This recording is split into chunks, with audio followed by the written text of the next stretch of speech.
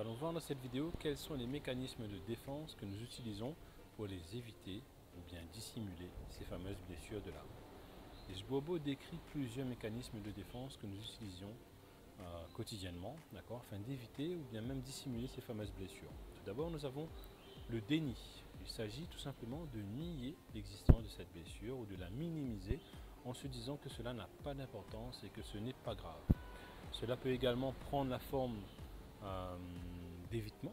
On évite des situations qui pourraient raviver cette blessure. Petit 2, nous avons la projection.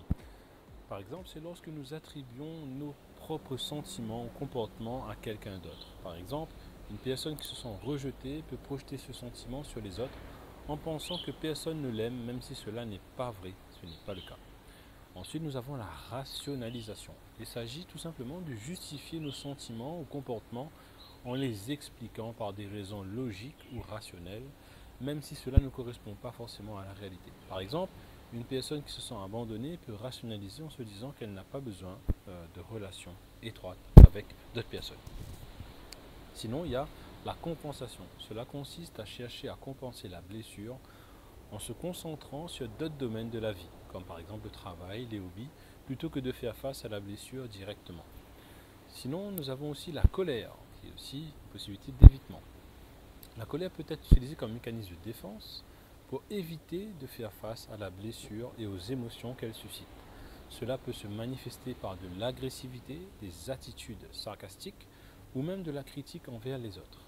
Après, sinon, nous avons le repli sur soi. Il s'agit tout simplement de se retirer de la vie sociable, des relations étroites pour éviter d'être blessé à nouveau. Cette forme de défense peut se manifester par de l'isolement, de la solitude, voire même du retrait. Il est important de noter que ces mécanismes de défense sont souvent inconscients. Ils peuvent être difficiles à reconnaître.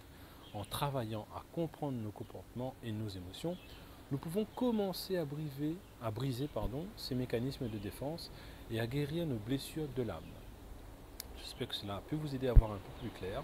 En tout cas, je vais essayer dans la prochaine partie de vous donner certains outils afin de pouvoir arriver à penser ces blessures-là.